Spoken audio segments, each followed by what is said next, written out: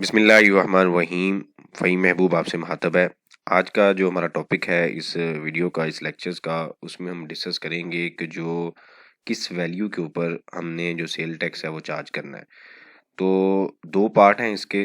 पहला पार्ट ये है कि वैल्यू जो सेल प्राइस है वो किस तरीके से कैलकुलेट होती है, वो इस टॉपिक में हम नहीं डिस्कस करेंगे। जिसमें कॉस्टिंग है प्लस प्रॉफिट मार्जिन होता है और उसके बाद सेलिंग प्राइस डिसाइड की जाती है, वो नहीं है। हम सिर्फ इसमें डिस्कस करेंगे कि हमने जो फाइनल सेलिंग प्राइस एक डिसाइड कर ली है, उसके बाद जो हमारी पॉलिसी है, कोई भी इंडस्ट्री पाकिस्तान में इस तरह की नहीं है जिसके अंदर हम डिस्काउंट यानी कि डिस्काउंट की पॉलिसी नहीं होती। तो वो जो डिस्काउंट है वो किस वैल्यू पे अप्लाई होना है, क्या डिस्काउंट से पहले हमने सेल टैक्स चार्ज करना है, डिस्काउंट के बाद सेल टैक्स चार्ज करना है, या कौन कौन से डिस्काउंट हैं जो हम माइनस करने के बाद सेल टैक्स चार्ज कर सकते हैं। तो ये दो तीन जो चीज़ें हैं उसकी रीज़न क्या है कि अगर फॉर एग्जांपल किसी वजह से डायरेक्शन हमारी ठीक ना हो सकता है हम सेल टैक्स ज़्यादा पे कर दें, और ये भी पॉसिबल है कि कुछ डिस्काउंट माइनस करने हों और हम माइनस नहीं कर रहे और सेल टैक्स हम बिफोर डिस्काउंटेड की अमाउंट है उसके ऊपर पे कर रहे हों। तो इससे पहले जो पॉइंट है वो ये है कि जो सेल टैक्स की का जो एक्ट है उसके अंदर जो वैल्यू ऑफ सप्लाई है, ठीक है, वो हमने डेफिनेशन के अंदर ये चीज़ मेंशन है, ये आपके सामने। तो इसके अंदर जो पॉइंट लिखे हुए हैं वो पॉइंट हम डिस्कस करेंगे। तो बाद में जब आपको टाइम मिले तो उनको लाजमी स्टडी करें। लेकिन जो भी एग्जांपल में हम चीज़ डिस्कस कर रहे हैं वो सारे वैल्यू ऑफ सप्लाई से रिलेटेड चीज़ें डिस्कस करने लगे हैं। तो एक एग्जांपल हम समझ लेते हैं। फॉर एग्जांपल आपने एक प्रोडक्ट की आपने जनाब वैल्यू डिसाइड की, सेलिंग प्राइस रखी आपने 1 लाख रुपया, ठीक है। उसके बाद आपने एक डिस्काउंट की पॉलिसी भी दे दी।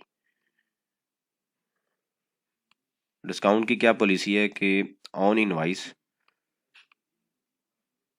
जो डिस्काउंट आप दे रहे हैं वो है फॉर एग्जांपल 5%। अभी मैं आपको एक पॉलिसी का स्क्रीनशॉट भी दिखाता हूँ। अगर कोई कैश पेमेंट करेगा तो कैश के ऊपर मजीद आप डिस्काउंट देंगे 5%। और इसके अलावा कुछ आपके स्लैब क्वांटिटी डिस्काउंट हम कह सकते हैं, स्लैब डिस्काउंट कह सकते हैं, वो है लेट्स से 2%। और साथ ही आपने एक पॉलिसी दे दी कि जी अगर आप अर्ली पेमेंट करते हैं, तो इसको मैं हाईलाइट कर रहा हूँ अर्ली पेमेंट को। अगर आप अर्ली पेमेंट करते हैं तो ईपी, इसको बोलते हैं ईपी, अर्ली पेमेंट, तो आपको 3% डिस्काउंट मिलेगा। तो टोटल जो डिस्काउंट है पॉलिसी पे वो है 10, 12 और 13%। इसकी एग्जाम्पल एक देख लेते हैं पॉलिसी किस तरह की होती है। ये जिस तरीके से चैंग होंग रुबा की जो पॉलिसी है ये मैं आपके सामने शो कर रहा हूँ, जो मंथली बेसिस पे मैं सर्कुलेट करता हूँ।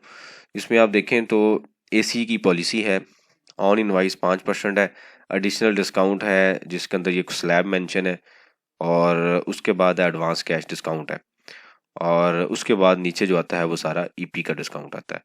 तो इस तरीके से बाकी सारी टर्म एंड कंडीशन है जो एज पर कंपनीज होती हैं, और ये डॉक्यूमेंट जो है मार्केट में सर्कुलेट किया जाता है।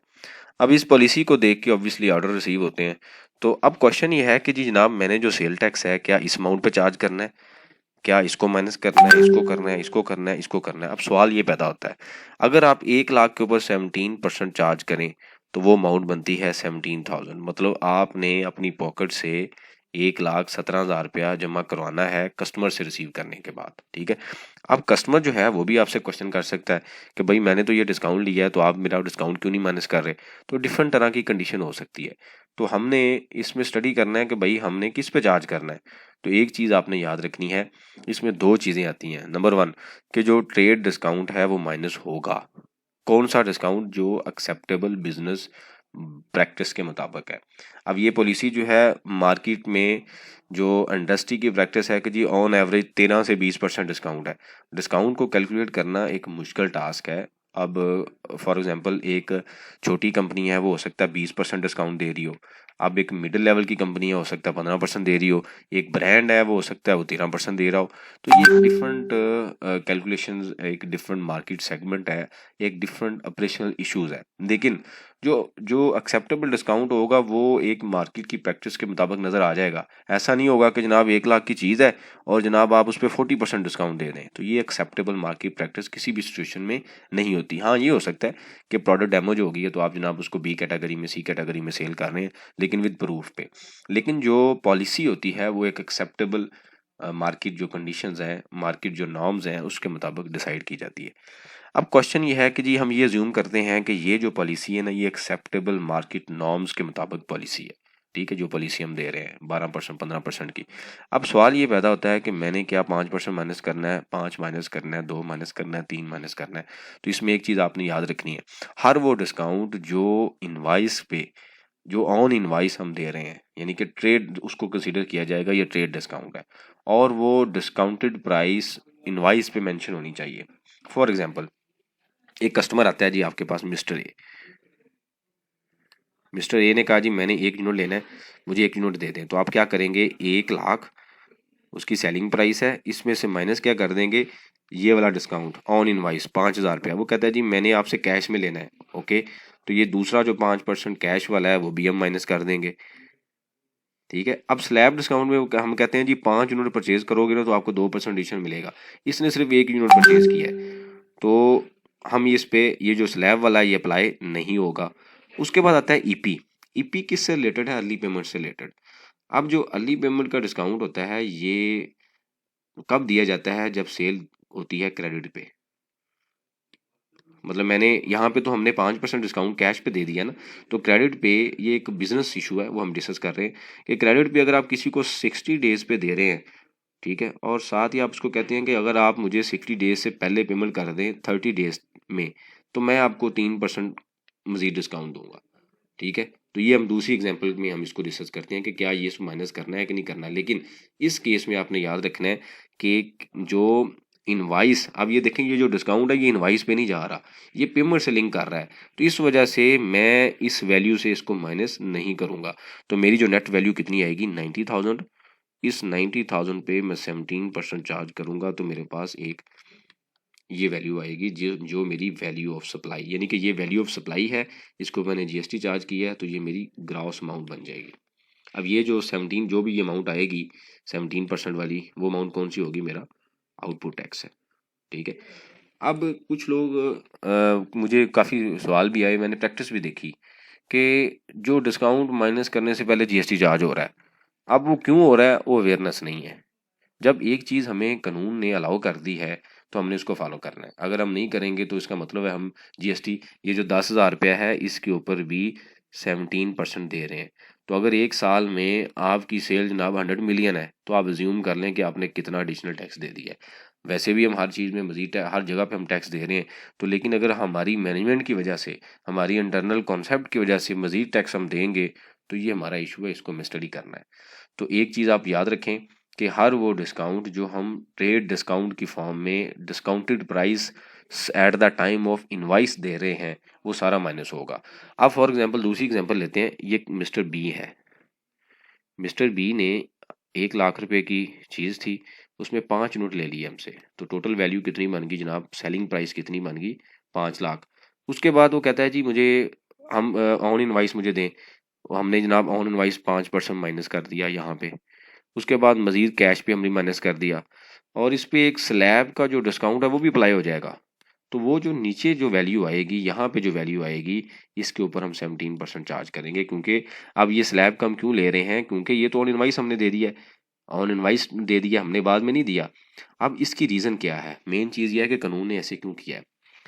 जो वैल्यू हम यहाँ पे ज्यूम करते हैं, ये जो वैल्यू आई थी 90,000, ठीक है, ये 90,000 के ऊपर हमने टर्नओवर टैक्स देना है। इसलिए कानून ये कहता है कि जी आप, क्योंकि इसमें गवर्नमेंट का रेवेन्यू है, गवर्नमेंट की इनकम है, तो हर वो चीज़ जिस पे गवर्नमेंट की इनकम है उसने वहाँ पे रूल बना दिए हैं कि इसको ऐसे करें ताकि मेरी इनकम सिक्योर रहे, क्योंकि उसने अपने आप को सिक्योर करना है, सिक्योर लेके चलना है। तो इस वजह से हमने वो डिस्काउंट, अच्छा होगा क्या कि जब प्रॉफिट लॉस बनेगा तो sale, cost of sale, GP, और यहाँ पे कहीं आ रहा होगा डिस्काउंट या एक्सपेंसेस के नाम पे, तो 90,000 सेल आ गई इस केस में। उसके बाद आता है कि cost of sale, for example cost इसकी है 70,000 और जीपी बन गया जी 20,000। और हम अज्यूम करते हैं कि ये जब हमने सेल की, वैसे तो हमने कैश पे इस पे इनवाइस करवा ली है, लेकिन बाद में किसी भी वजह से ये चलो हम ये इसको अज्यूम कर लेते हैं कि ये 9 लाख की सेल है और क्रेडिट पे हमने दी है, और इसकी जो कॉस्ट है वो 7 लाख है, तो ये 2 लाख रुपया हमारा प्रॉफिट है। तो बाद में इस बंदे ने 60 डेज में पेमेंट करनी थी, इसने कर दी 30 डेज में, तो इसको 3% मजीद डिस्काउंट मिला। 3% किसके ऊपर? इस अमाउंट के ऊपर। अच्छा, इसमें पॉलिसी हो सकती है कि कलेक्शन के ऊपर है या रिटेल के ऊपर है, ये डिफरेंट है। हम अज्यूम करते हैं कि 9 लाख के ऊपर 3% है। डिफरेंट कंपनीज की डिफरेंट पॉलिसी हो सकती है कि इंक्लूडिंग सेल टैक्स में आपको डिस्काउंट आपको मिलेगा या विदाउट सेल टैक्स। हम अज्यूम करते हैं विदाउट सेल टैक्स, तो वो जो डिस्काउंट है वो यहाँ पे फॉल करेगा। ठीक है। अब फॉर एग्जांपल इस कंपनी ने टर्नओवर टैक्स देना है, तो अगर आप at the time of sale ये 3% भी माइनस कर देंगे, तो टर्नओवर टैक्स किस पे होगा? लेस जो वैल्यू होगी 9 लाख से। गवर्नमेंट ने अब कहाँ पे लेना है? 9 लाख के ऊपर जो भी टर्नओवर टैक्स है, फॉर एग्जांपल 1.25% है या 1.25% है, वो किस पे लेना है? 9 लाख पे। तो ये बड़ा इंपॉर्टेंट चीज़ है, इसको आपने कंसीडर करना है कि अगर फॉर एग्जांपल आपकी डायरेक्शन ठीक नहीं होगी तो आपके 2 टैक्सेस होंगे, ये याद रखें। 2 टैक्स आपको ज़्यादा देने पड़ेंगे। अगर आपने डिस्काउंट चार्ज करना था और नहीं किया, उससे क्या होगा कि आपने जीएसटी तो ज़्यादा दिया ही है, आपकी ये इनकम भी ज़्यादा हो जाएगी, तो इस इनकम के ऊपर आप इनकम टैक्स भी ज़्यादा देंगे, सेल टैक्स भी ज़्यादा पे करेंगे और इनकम टैक्स भी ज़्यादा पे करेंगे। तो ये बड़ा इंपॉर्टेंट पॉइंट है कि कौन कौन से डिस्काउंट माइनस होने हैं और कौन से माइनस नहीं होने। अगर कोई डायरेक्शन किसी कॉन्सेप्ट की वजह से आपने माइनस करने थे, नहीं किए, ज़्यादा पे कर दिया, कोई माइनस नहीं करने थे, कर दिए, तो फ्यूचर में आपको टैक्स चार्ज हो जा। तो अगर आप बिजनेसमैन हैं, जॉब कर रहे हैं, ये मैनेज कर रहे हैं, तो दोनों केसेस में आपके लिए रिस्क है। और जब ये अमाउंट मटेरियल बनेगी तो इकट्ठी पे करनी पड़ेगी, तो आप देख लें कि ऑपरेशनल कितना बड़ा इशूज़ बन सकता है। इससे रिलेटेड कोई क्वेश्चन हो तो कमेंट्स बॉक्स में मेंशन करें, हम उसको ओपनली डिस्कस करेंगे ताकि जो लर्निंग का प्रोसेस है ये चलता रहे। थैंक यू वेरी मच, जज़ाकल्लाह।